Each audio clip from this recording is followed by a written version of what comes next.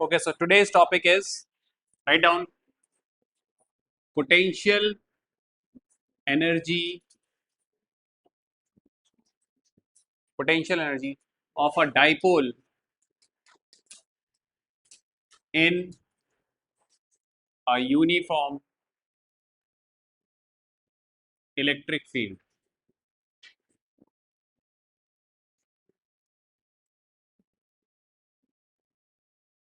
And this is a kind of derivation.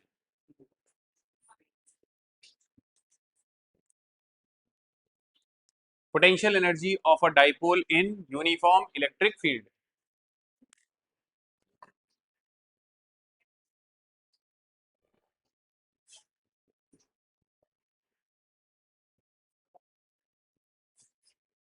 हाँ जी, settle हो गए।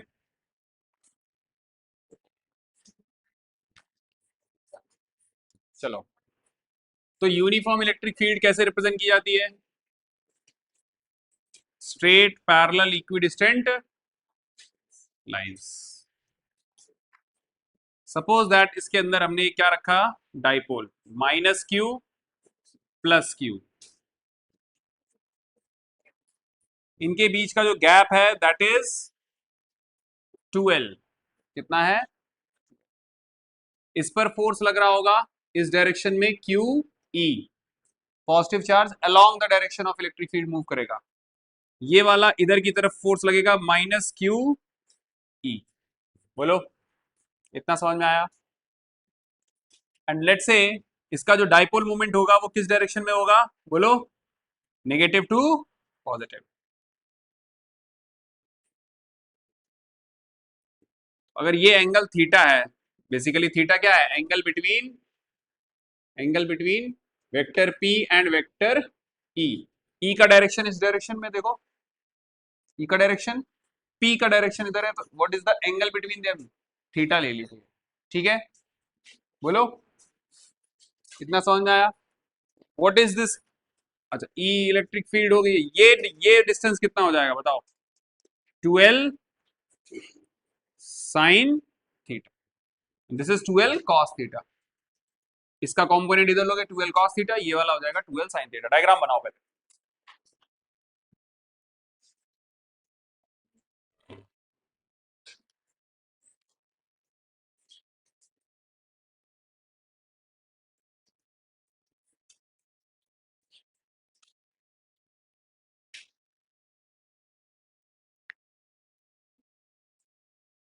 फटाफट डायग्राम बनाओ।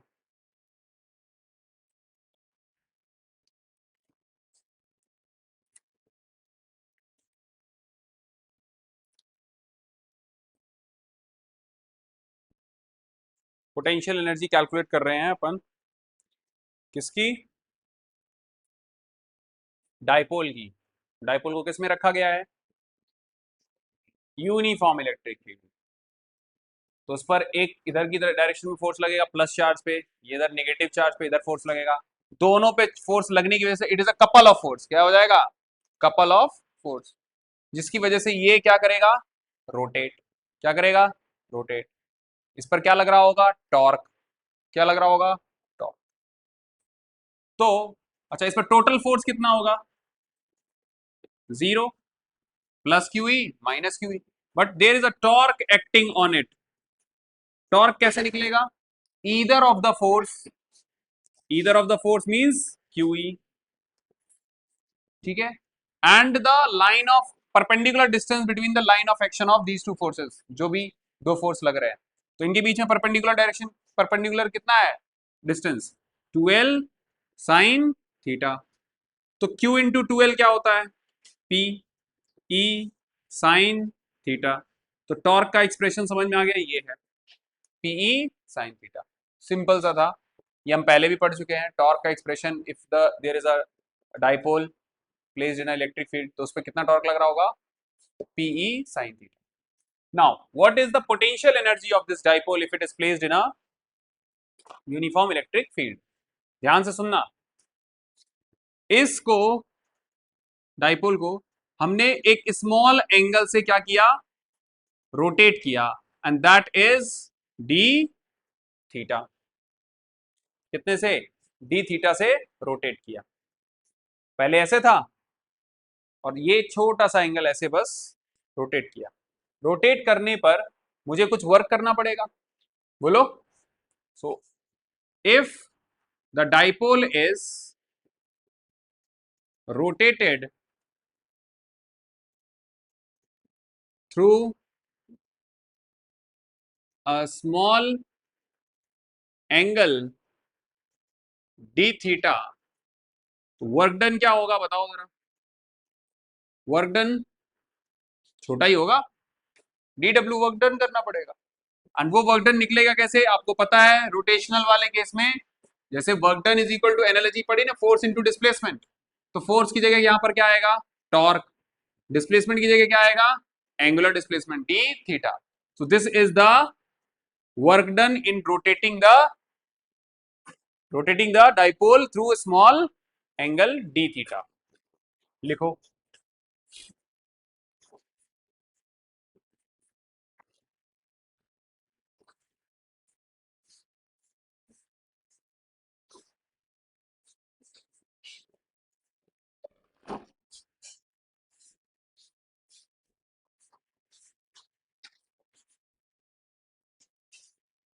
समझ में आई? कोई बच्चा ऐसा बैठा जिसको समझ नहीं आया? एक डाइपोल रखा है, प्लस माइनस, प्लस पर फोर्स इधर, निगेटिव पर इधर, 2l इसका डिस्टेंस है, dipole moment negative to positive होगा, p का डायरेक्शन ये है, e का डायरेक्शन ये है, इनके बीच में एंगल कितना बन रहा है, थीटा। ये डिस्टेंस कितना हो जाएगा, इस लाइन ऑफ एक्शन और इस line of action of force के बीच में परपेंडिकुलर डिस्टेंस कितना हो गया, 2l साइन थीटा। तो टॉर्क का एक्सप्रेशन क्या होता है, either of the force and perpendicular distance between the line of action between the two forces. तो ये हो जाएगा क्यू ई, ये हो जाएगा 2l साइन थीटा। और हमें पता है कि p क्या होता है, q इंटू 2l। इस एक्सप्रेशन से q और 2l उठा के क्या बना दिया, p। e as it is रखा रहने दिया, साइन थीटा यहाँ पे आ गया, तो टॉर्क का एक्सप्रेशन मिल गया। नाउ अगर मैं इसको थोड़ा सा रोटेट करता हूं with small angle D theta, तो if the dipole is rotated through a small angle D theta, work done क्या रहेगा, D W is equal to torque into D theta.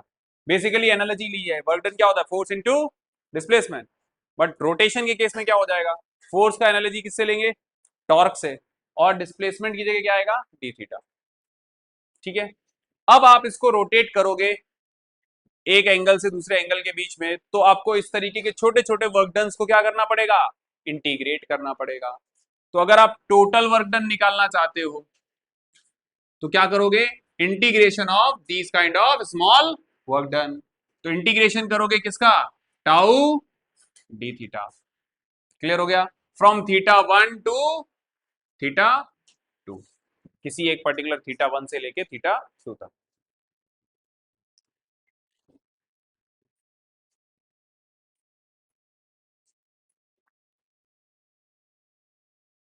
Note करो जल्दी से।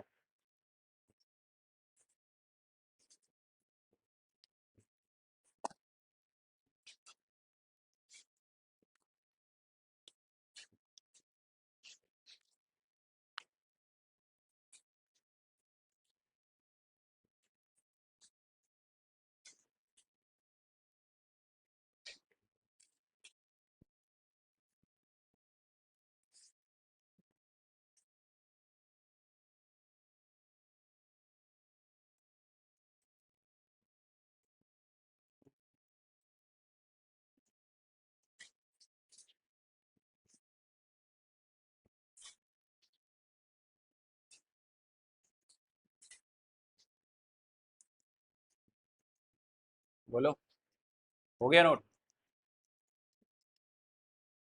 फटाफट करो, लेट आना बंद करो भाई।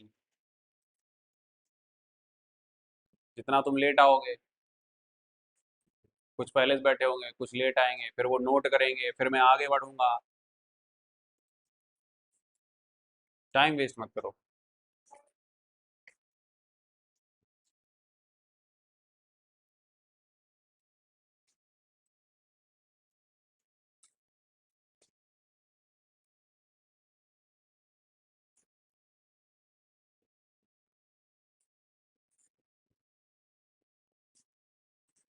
टोटल वर्क डन एक्सप्रेशन क्या आएगा, integration tau d theta from theta 1 to theta 2। अच्छा, टाउ का एक्सप्रेशन बताओ जरा, क्या है? पीई साइन थीटा, रख दो यहाँ पे। तो PE sine theta d theta integrating from theta 1 to theta 2। अच्छा, डाइपोल मोमेंट जो होगा, चार्ज चेंज हो रहा है क्या? इनके बीच का डिस्टेंस भी चेंज नहीं हो रहा है, रोटेशन में ऐसा तो हुआ नहीं कुछ, तो पी कांस्टेंट, और ई तो उसने पहले ही बोल रखा था यूनिफॉर्म है, मतलब कांस्टेंट है। तो क्या ये दोनों कांस्टेंट्स बाहर आ जाएंगे इंटीग्रेशन से? तो यहां पर क्या लिखोगे? PE integration from theta 1 to theta 2 sine theta d theta. अब आपको पता है कि साइन थीटा का इंटीग्रेशन क्या होता है? क्या होता है? Minus cos theta. हाँ, मैं सच में यार गधे बच्चों को पढ़ाता हूँ। एक बात बताओ, D by D x of sine theta क्या होता है? बोलो। कॉस थीटा होता है। D by D x of cos theta क्या होता है? माइनस साइन थीटा होता है। बहुत अच्छी बात। तो ये डी बाई डी एक्स जब इधर जाएगा तो इंटीग्रेशन आएगा, और ये माइनस साइन इधर आ जाएगा। तो साइन का इंटीग्रेशन क्या होता है? क्या होता है? Minus cos theta. वो बोल रहे प्लस का होता है।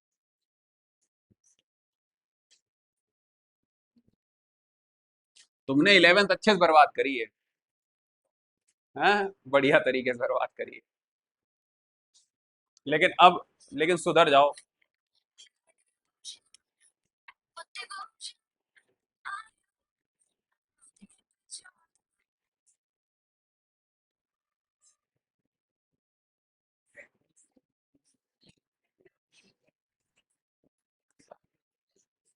सुनो, इसके बाद वर्क डन का एक्सप्रेशन क्या आएगा? पीई इंटीग्रेशन करोगे तो क्या आएगा? Minus cos theta limit going from theta 1 to theta 2। अब क्या करोगे? पीई पहले लिखोगे अपर लिमिट, तो कॉस थीटा 2, फिर माइनस साइन होता है, अपर लिमिट फिर फंक्शन के बाद माइनस, फिर लिखोगे lower limit, lower limit function में रखोगे तो माइनस कॉस थीटा 1। बोलो, क्योंकि यहां फंक्शन तो माइनस कॉस थीटा का था ना।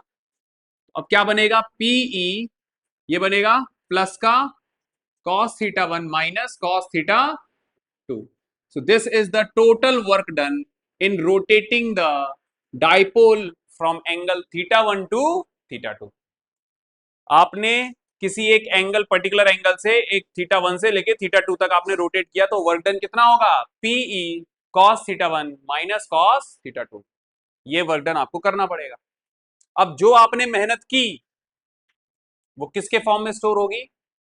पोटेंशियल एनर्जी के फॉर्म में। Now this work done is stored in the form of potential energy. तो क्या एक्सप्रेशन आपको समझ में आ गया क्या होने वाला है? पोटेंशियल एनर्जी का एक्सप्रेशन क्या होगा? बताओ, पोटेंशियल एनर्जी का एक्सप्रेशन क्या होगा? PE cos theta 1 minus cos theta 2। ये हो गया फॉर्मूला। कर लिया डराइव। इस एक्सप्रेशन तक आपको, ये एक्सप्रेशन आपको याद होना चाहिए। Potential energy of a dipole placed in a uniform electric field, PE cos theta 1 minus cos theta 2।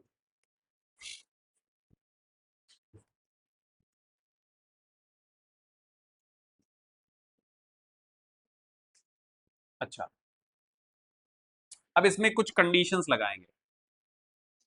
If initial orientation, मतलब थीटा 1 इज इक्वल टू कितना होता? 90, और फाइनल ओरिएंटेशन जो भी है उसका, डाइपोल का, थीटा 2, इन जनरल कुछ भी ले लेते थीटा, मतलब ऐसे रखा हुआ है।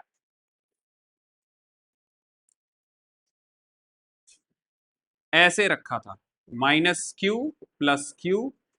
तो इस केस में पी का डायरेक्शन, बोलो, थीटा 1 क्या रहेगा? थीटा एंगल कितना रहेगा? ई और पी के बीच में एंगल कितना है? 90 डिग्री। इनिशियली ऐसे रखा हुआ है, ठीक है। और आपने फिर इसको रोटेट कर दिया, ऐसे रोटेट कर दिया, यहां आ गया माइनस क्यू, ये आ गया प्लस क्यू, कितने एंगल से, थीटा से, ठीक है। तो थीटा टू कितना ले लिया, एनी थीटा, थीटा वन को हमने इनिशियल कंडीशन मान ली कि थीटा वन कितना है 90।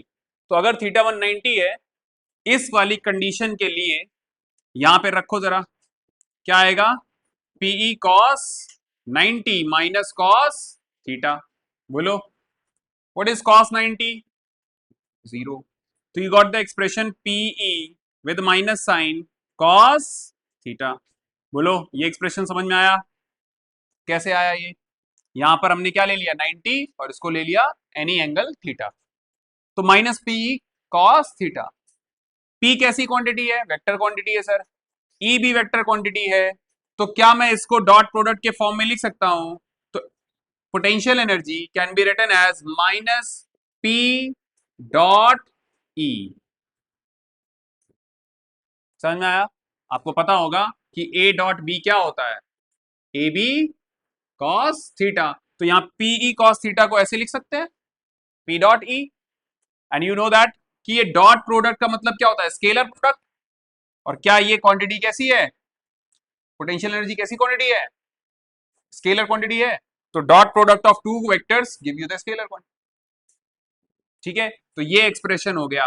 अच्छा, इस एक्सप्रेशन से ये एक्सप्रेशन लाया गया, ओरिजिनली जो हमने वर्क डन निकाला वो ये था, ये एक्सप्रेशन कब निकल के आएगा, जब हम कंडीशन लगा देंगे कि theta one is equal to 90 और theta two any angle theta है, तो ये निकल आया एक्सप्रेशन। इतना सबको समझ में आया, किसी को कोई दिक्कत, तो पोटेंशियल एनर्जी का एक्सप्रेशन याद रहेगा, PE cos theta one minus cos theta two, और इसके बाद वो एक्सप्रेशन डॉट प्रोडक्ट के फॉर्म में लिखोगे तो u is equal to minus P dot E. इतना समझ में आया, ये बनेगा किससे, इससे। अगर किसी बच्चे को ये नहीं पता है तो ये जरूर याद रखे, ठीक है। और पढ़ाई कैसे करनी है भाई, कि जब किसी टॉपिक को उठाते हो तो पूरा छापने वाली आपके अंदर आदत होनी चाहिए, कि मेरे पास इतनी ताकत होनी चाहिए कि अगर उसके बारे में बोल दे कि तुमको ये बताना है, छाप देता है पूरा, शीट की शीट भर देगा। अगर ये कैपेबिलिटी है तब तो आप पढ़ने में अच्छे हो, अदरवाइज ढक्कन हो। ऐसी एबिलिटी बनाओ भाई, चाहे ये मैं फिजिक्स की बात नहीं कर रहा हूं, मैथ्स की भी बात कर रहा हूं, ठीक है। छापने पूरा छाप देते हो एकदम, लाओ भाई शीट पे शीट भरते चले जाते हो। तुमसे बस बोला था कि डेराइव द एक्सप्रेशन, तुमने भर भर के लिख दिया। अगर ये है आपके अंदर कैपेबिलिटी तब तो अच्छी बात है, नहीं है तो डेवलप करो भाई। केमिस्ट्री में भी ऐसा ही है, रिएक्शन बोलो बस तुम, ठीक है, सारी चीजें बता देगा कि ये रिएजेंट लोगे तो ये बनेगा, ये लोगे तो ये बनेगा, एक ही रिएक्शन को चार तरीके से एक्सप्लेन करने में, पूरी मैकेनिज्म समझा दे।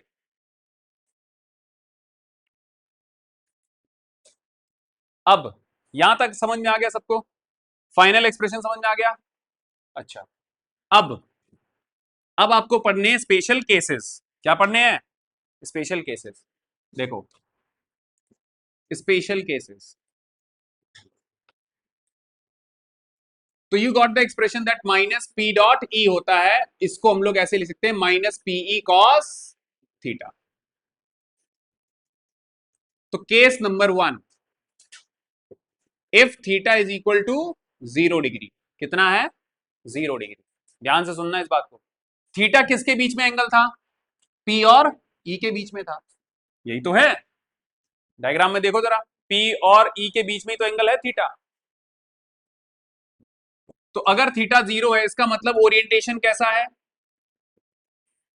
ई ये है, और पी वेक्टर मतलब क्यू इधर होना चाहिए, प्लस क्यू इधर होना, तो पी वेक्टर किधर से किधर होता है, negative to positive, P B C direction में, ई बी सी डायरेक्शन में, मतलब इसका कहने का है कि P is parallel to E vector, theta क्या बन रहा है 0। ऐसा ओरिएंटेशन है अगर, तो थीटा कितना आएगा 0, और 0 यहां रखोगे तो क्या मिलेगा, minus P into E cos 0, cos 0 कितना होता है 1 होता है, तो पोटेंशियल एनर्जी कितनी मिली, माइनस पी इंटू ई, और ये potential energy minimum potential energy है, कैसी एनर्जी है, मिनिमम।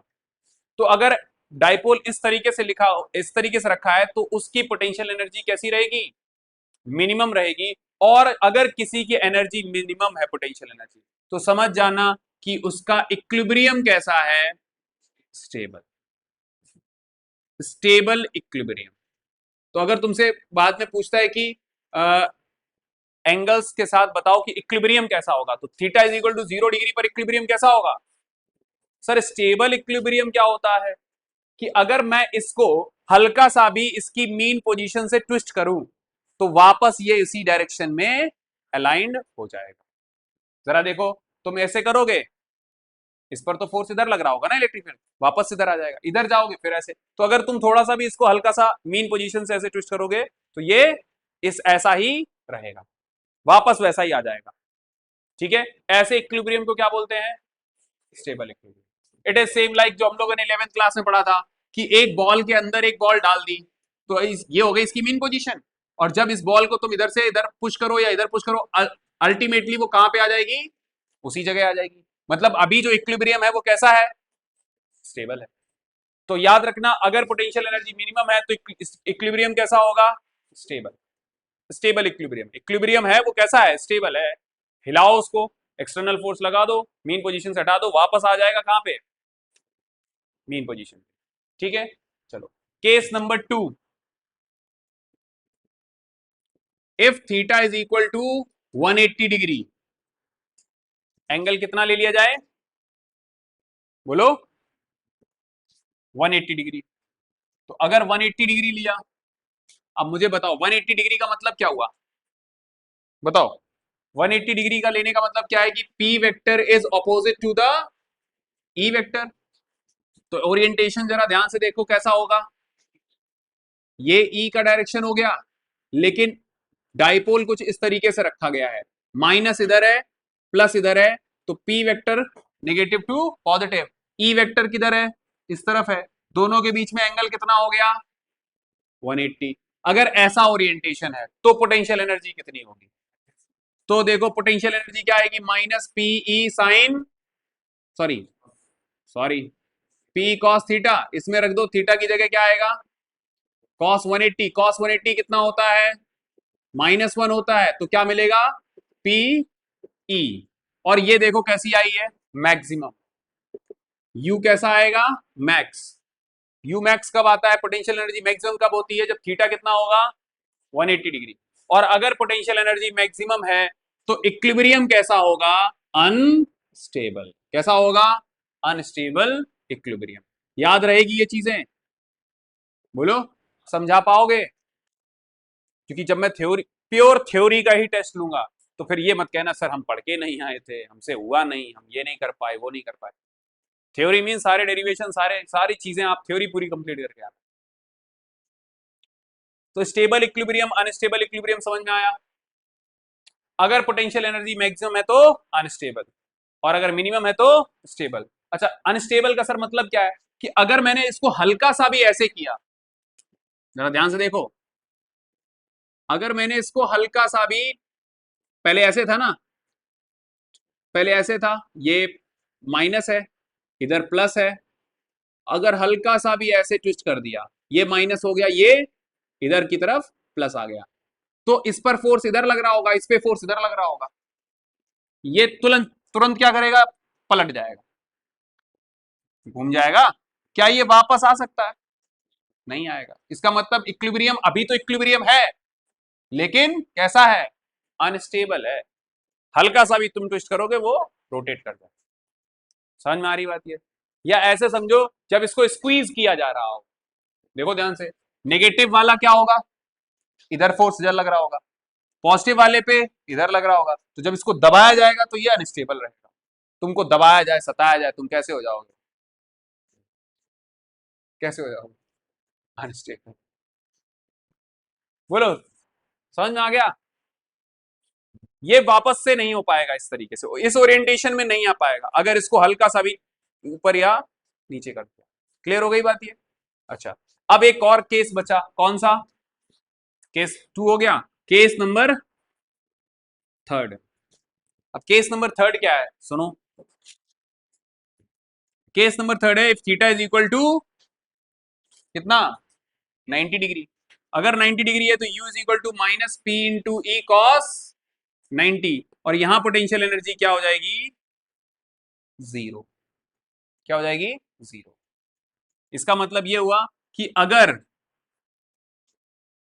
यूनिफॉर्म इलेक्ट्रिक फील्ड कुछ इस तरीके से है और angle minus Q plus Q, vector P किधर होगा, इस तरीके से, ई का डायरेक्शन इधर, तो एंगल कितना है 90। इस केस में यू कैसा है, जीरो, जीरो पोटेंशियल एनर्जी। समझ में आया ये, ठीक है। P parallel to E, angle zero और स्टेबल इक्विलिब्रियम। अगर theta is equal to 180 degree, मतलब पी और ई एंटी पैरेलल है, तो अनस्टेबल इक्विलिब्रियम, और u is equal to zero हो जाएगा अगर वो 90 रहेगा। तो जैसा मैंने आपको बोला था इनिशियली, जब वो कंडीशन ली थी थीटा 1 इज इक्वल टू 90 लिया था, तब उस टाइम पे क्या है, पोटेंशियल एनर्जी कुछ नहीं है स्टोर, कोई एनर्जी स्टोर नहीं है। लेकिन जैसे ही आपने क्या किया, उसको रोटेट किया with some angle theta, energy store हो गई थी कितनी, माइनस पीई कॉस थीटा, जितने भी एंगल पे जाओगे।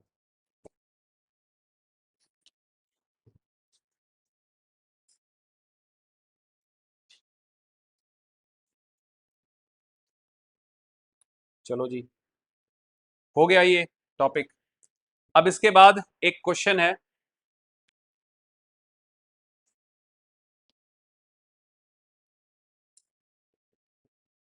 समझ में आ गया ये टॉपिक अच्छे से, पोटेंशियल एनर्जी वाला। तो जैसे आपने पोटेंशियल एनर्जी टॉपिक पढ़ा, साथ ही साथ सारे केसेस लिख लिख के प्रैक्टिस करो।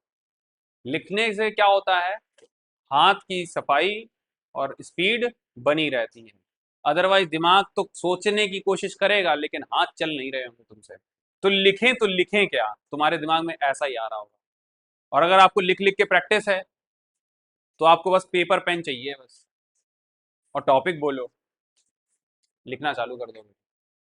इसलिए घर पे जाके प्रैक्टिस किया करो, समझो चीजें कैसे हो रही हैं। और मैं बता रहा हूं भाई, इतने प्यार से तो यूट्यूब पे भी नहीं मिलेगा मेरे अलावा, मेरा तो डलेगा ही लेक्चर।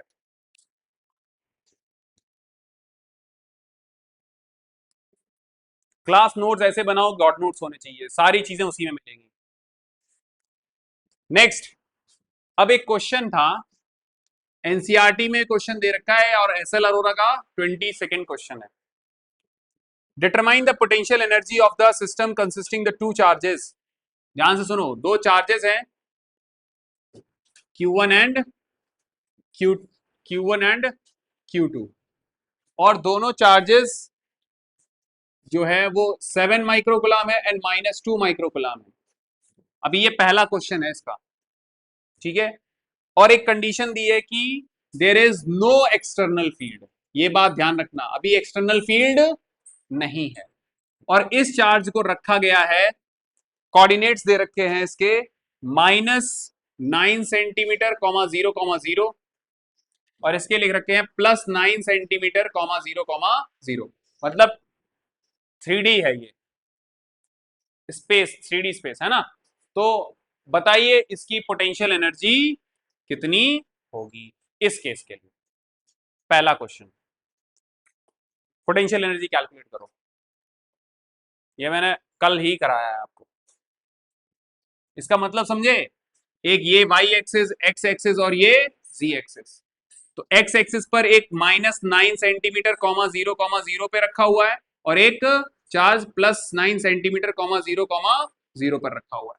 बाकी तो 0,0 है ना कोऑर्डिनेट्स, मतलब ये रखा सिर्फ किस पे है चार्जेस, x एक्सिस पे ही रखे हो। ये हो गई x, x डैश, ये y, y डैश, और ये z, z और z डैश। क्लियर हो गई बात ये, हाँ समझ में आ रहा है।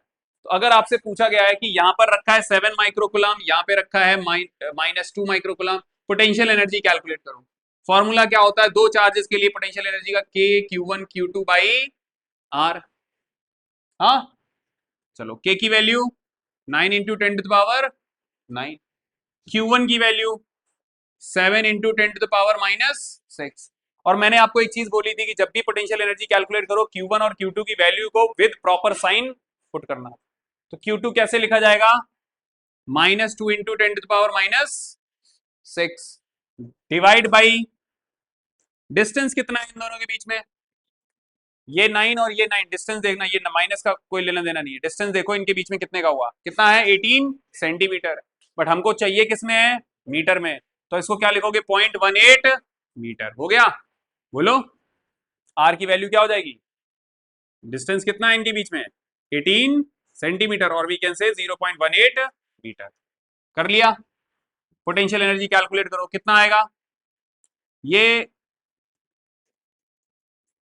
कितना होगा -18 इंटू 7 इंटू 10⁻9 -12 और नीचे देखो क्या आएगा 18 डिवाइड बाई 100 लिख सकते हो, ये 100 का ऊपर जाएगा 10⁻+2 हो जाएगा, तो ये बनेगा हमारे पास u is equal to -18 into 7 into 10⁻³ plus का 2 एंड डिवाइड बाई 18, 18 से 18 कटेगा, -7 इंटू 10⁻⁻1 कितना आएगा ये -7 डिवाइड बाई 10 -0.7 जूल। समझ में आया ये, पोटेंशियल एनर्जी कितनी आएगी -0.7 जूल। ये एनसीईआरटी का क्वेश्चन है, डायग्राम समझ में आया, कोऑर्डिनेट समझ में आए, हाँ या ना, अच्छा हाँ या ना से याद आया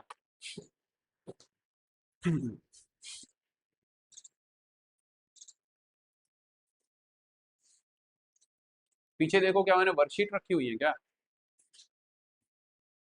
डीपीपी,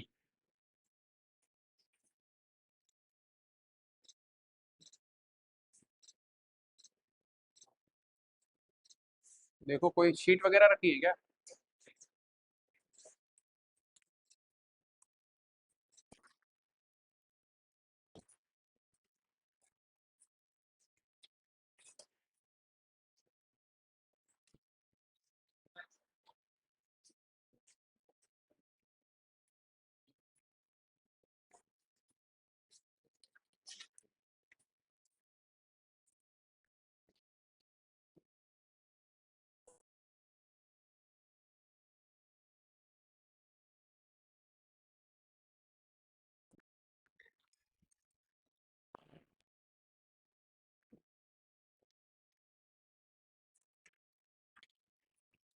चलो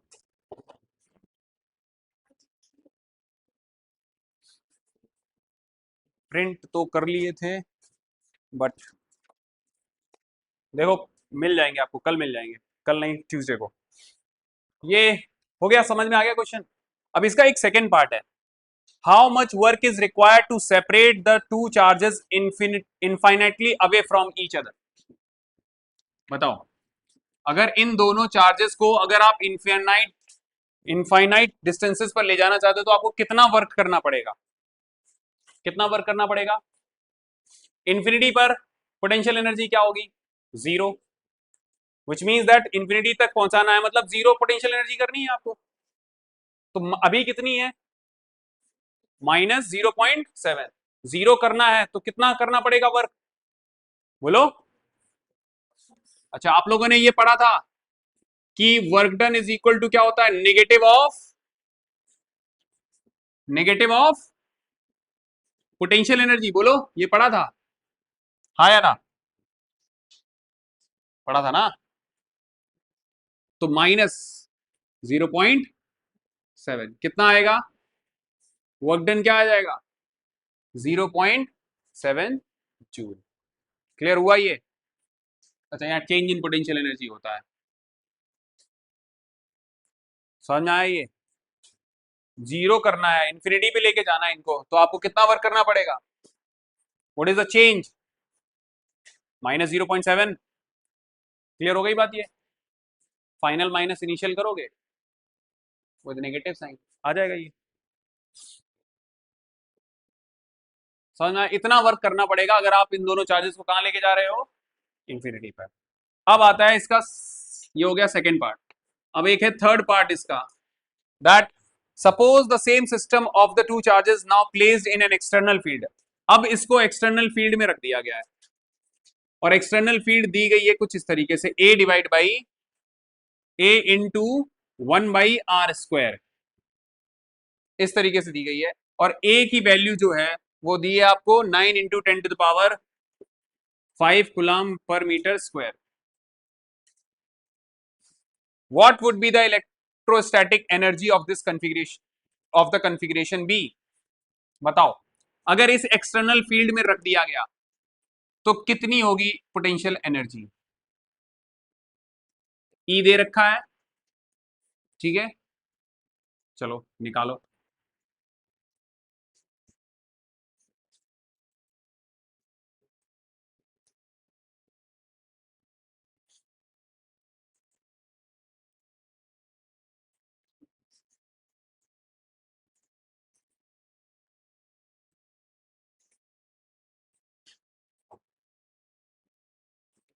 इस फील्ड में रख दिया गया है सेटअप को।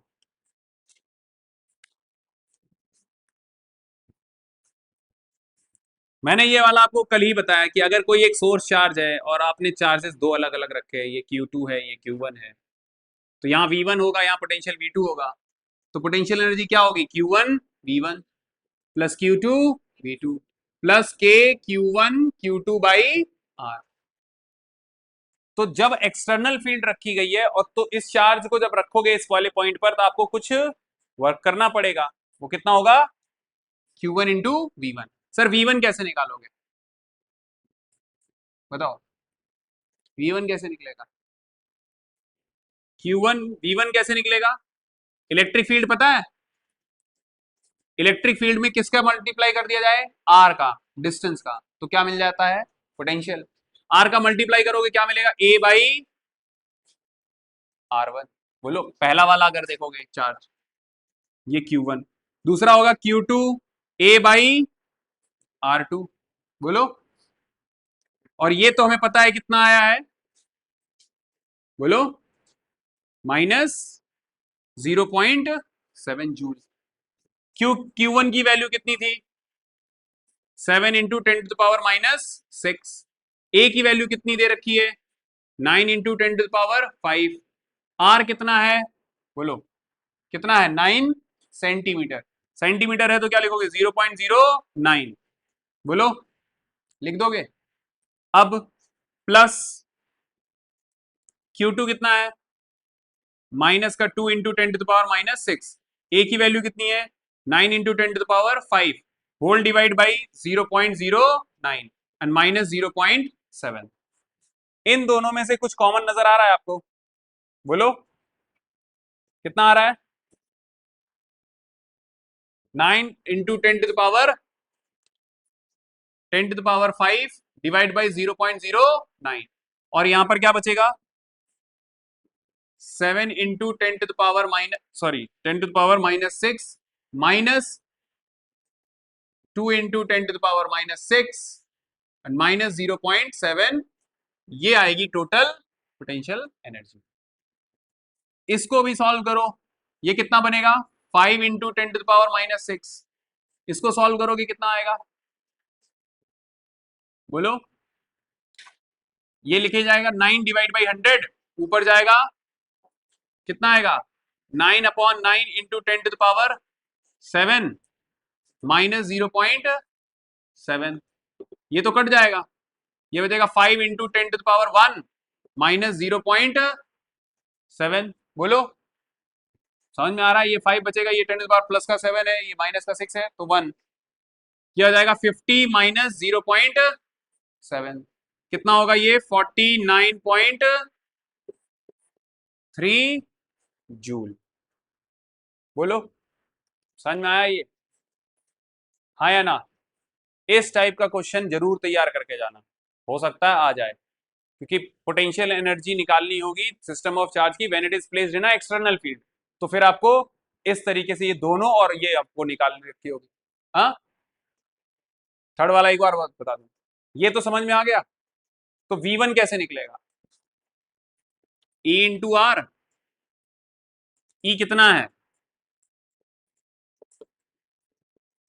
बोलो, V1 निकालना है तो V2 निकालना है तो चार्जेस पता थे, मल्टीप्लाई करा लिया। बाकी तो कैलकुलेशन है, वो तो मैं नहीं आती तो थर्ड क्लास में जाओ, वो तो आती होगी, वो भी नहीं आती। सबके लिए था, तुम्हारे लिए नहीं था। ठीक है, इजी है। और ये एनसीईआरटी का क्वेश्चन, एनसीईआरटी का कोई भी क्वेश्चन छोड़ के मत जाना भाई, पूरी एनसीईआरटी लगा के जाना।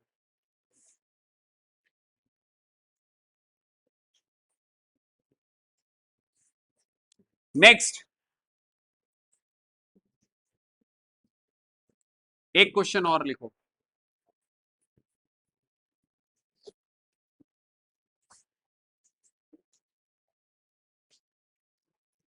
Three charges minus q plus capital Q and minus q are placed at equal distances on a straight line. एक स्ट्रेट लाइन पर तीन चार्जेस रखे गए हैं at equal distances, they plus Q minus Q minus Q. If the potential energy of the system of the three charges is zero, find the ratio of q capital Q upon। अगर इनकी potential energy तीनों का कितना है, zero है, तो आपको find करना है रेशियो क्या होगा ये। चलो बताओ,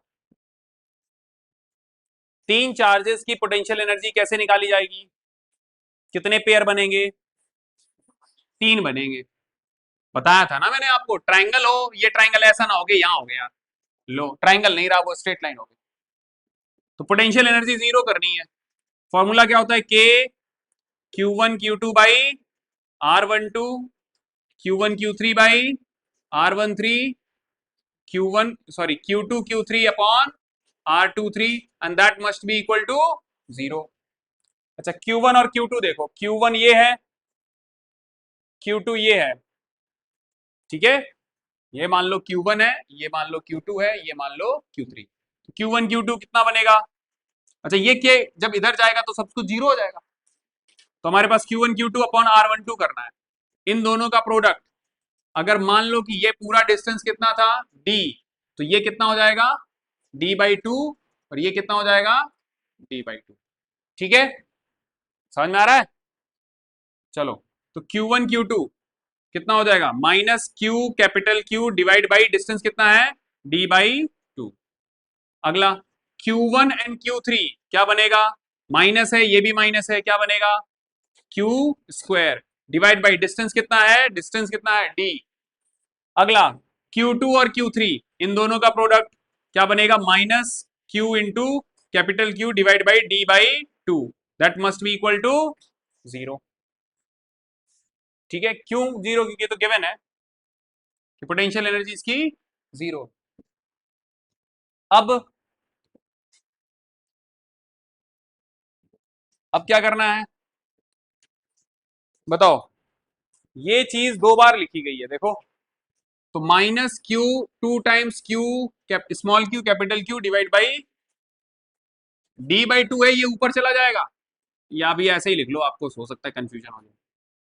Q square divide by d is equal to zero, ये इधर भेज दो, Q square by d is equal to 2Q this d/2, ये टू ऊपर जाएगा, क्या बनेगा 4Q capital Q divide by d, Q square divide by d, ये डी से डी कैंसिल आउट, ये एक Q कट जाएगा, तो आ जाएगा क्या Q divide by 4 is equal to capital Q। या ऐसे कर सकते हो, यहाँ पे Q बचा इज इक्वल टू 4Q, तुमको चाहिए क्या था, capital Q divide by small Q, तो ये बनेगा 1/4 is equal to Q upon, ये इधर लेके आ जाओ, इसके नीचे इधर आ जाएगा, तो रेशियो क्या होगा 1:4।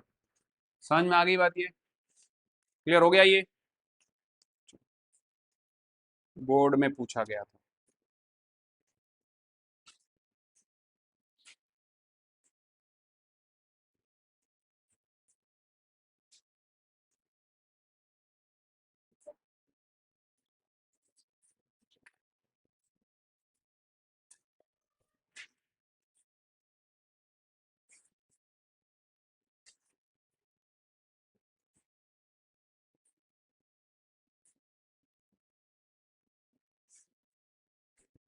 चलो अब डीपीपी बनाएंगे, उसको देखो। अब टॉपिक डालो, कंडक्टर्स एंड इंसुलेटर्स। टॉपिक है कंडक्टर्स एंड इंसुलेटर्स.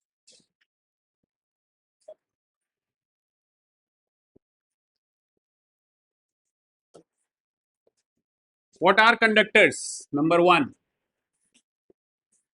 कंडक्टर्स क्या होते हैं? Any substance through which the charges can easily pass is called conductors. Any substance which allow the large scale physical movement of electric charge through them when an external field is applied. For example, example के लिए क्या आ जाएंगे? Silver the best conductor, gold, copper, और बताओ, aluminium, human body, acids, alkalis, all these are conductors. Conductors में क्या होते हैं? क्या होते हैं? Free electrons. और इन्हीं फ्री इलेक्ट्रॉन्स की वजह से कंडक्टर्स अलाउ करते हैं मूवमेंट ऑफ चार्जेस. जब इनको फील्ड में रखा जाएगा तो क्या होगा? इनके अंदर जो फ्री इलेक्ट्रॉन्स होंगे they will start moving. Plus charge किधर की तरफ जा रहा होगा? Along the direction of field. Negative charge किधर जा रहा होगा? Opposite to the direction of field. तो बल्क मूवमेंट ऑफ चार्ज आपको कंडक्टर्स के अंदर देखने को मिलेगा when they are placed in a external field. Clear हो गई बात? ये नेक्स्ट है क्या? इंसुलेटर्स. इंसुलेटर्स क्या होते हैं? Those substances which do not allow the flow of charge through them. ठीक है, बट यहां होता क्या है? लोकलाइज चार्ज तो आ सकता है, ठीक है, but there is no physical movement of electric charge across the insulator. अगर आपने एक्सटर्नल फील्ड में रख दिया उसको तो इसके अंदर चार्जेस मूव नहीं होंगे. समझ में आ गई बात? ये हाँ या ना? ऐसे क्या हो, एग्जाम्पल क्या होंगे बताओ? प्लास्टिक, रबर, वुड, और बताओ? Glass, distilled water, mica, glass, all these are insulators.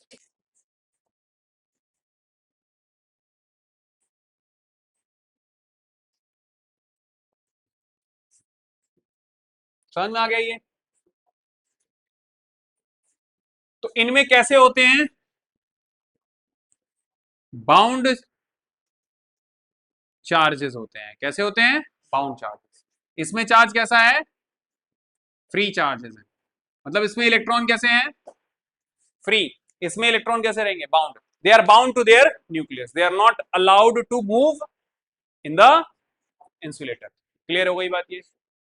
क्योंकि न्यूक्लियस ने इतना ज्यादा होल्ड करके रखा हुआ है कि वो मूव नहीं कर सकते. ओजस्वी, समझ में आ गया? अब लिखो behaviour of conductor in electrostatic field. Topic है बिहेवियर ऑफ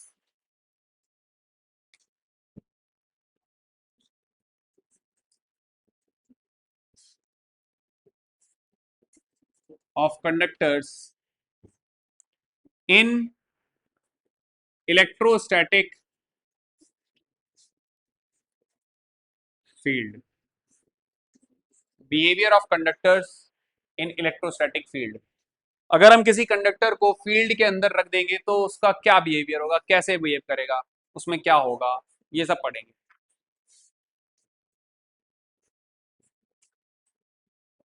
चलो, number one. Number one property क्या है? लिखो net electrostatic field. Net electrostatic field. खिड़की खोल लो, दोनों खोलो. वो मत खोलो, वो वाली मत खोलो, वो वाली मत खोलो, इधर वाला खोलो. Net electrostatic field is zero inside the conductor. Conductor के अंदर इलेक्ट्रिक फील्ड क्या होती है? जीरो। नेट इलेक्ट्रिक फील्ड क्या रहेगी? जीरो। सर समझाओ कैसे? सपोज करो एक ये दो प्लेट ऐसी लगाई हैं, इसको मैंने बैटरी के पॉजिटिव टर्मिनल से जोड़ा तो इधर पर कैसा चार्ज आ जाएगा? सर कैसे आ गया, जरा देखो ध्यान से।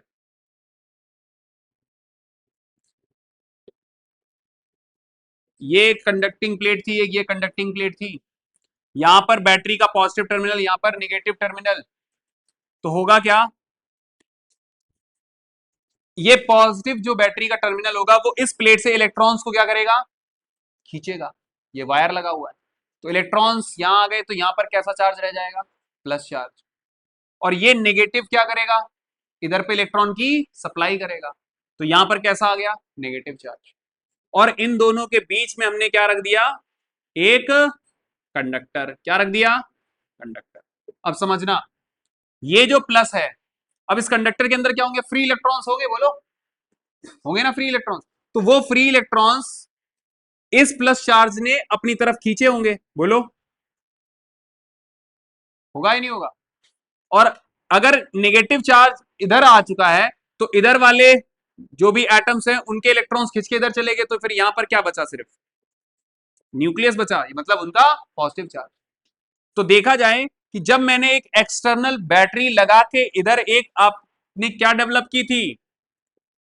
एक एक्सटर्नल फील्ड। इस तरीके से एक्सटर्नल फील्ड में रखा, ये क्या हो गई यहां पर? External field E not. समझ में आ रही बात? ये तो ई नॉट ये बाहर वाली फील्ड है।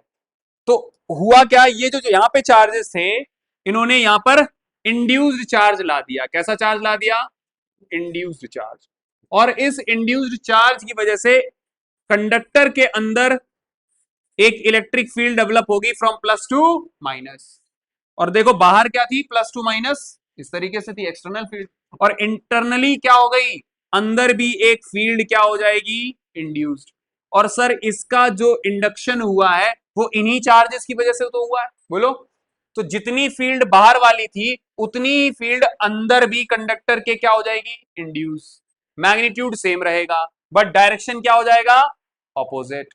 इसका मतलब क्या हुआ? जब कंडक्टर को इस एक्सटर्नल फील्ड में रखा तो जो एक्सटर्नल फील्ड का मैग्नीट्यूड था वही मैग्नीट्यूड किसका होगा? इंड्यूस्ड फील्ड का। और दोनों कैसी है? Equal and opposite. External field का जो डायरेक्शन है वो इंड्यूस्ड फील्ड के जस्ट अपोजिट है। मैग्नीट्यूड वाइज दोनों सेम है। तो अब अगर हम बात करें इसके अंदर फील्ड कितनी होगी, तो आंसर क्या रहेगा? नेट फील्ड क्या होगी? External field minus induced field. तो इंड्यूस्ड फील्ड तो एक्सटर्नल फील्ड के बराबर ही है मैग्नीट्यूड में, तो ये क्या आ जाएगा? क्या आ जाएगा? जीरो। आई बात समझ में? तो कभी भी किसी कंडक्टर के अंदर इलेक्ट्रिक फील्ड कैलकुलेट करोगे, नेट इलेक्ट्रिक फील्ड क्या होगी? जीरो। सर बोलोगे क्यों हो रही है? क्योंकि जब उसको एक्सटर्नल फील्ड में रखा तो कंडक्टर के अंदर एक उल्टी डायरेक्शन में क्या इंड्यूस हो गई? Electric field. और उस इलेक्ट्रिक फील्ड का मैग्नीट्यूड उतना ही होगा जितना एक्सटर्नल फील्ड का था। दोनों का equal and opposite. Net field zero. पहली प्रॉपर्टी समझ में आ गई? If the conductor is placed in an external field, the net field inside the conductor will be zero. पहली प्रॉपर्टी।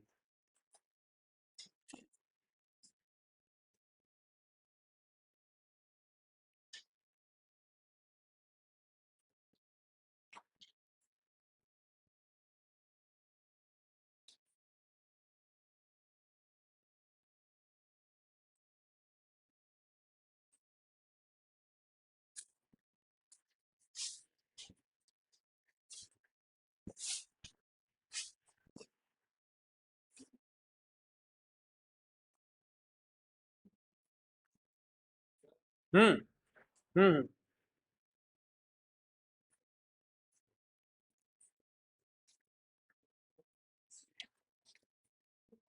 और आज के लिए हम लोग इतना ही रखेंगे क्योंकि इसकी सारी प्रॉपर्टी हो नहीं पाएंगी। ठीक है, गर्मी भी हो रही है।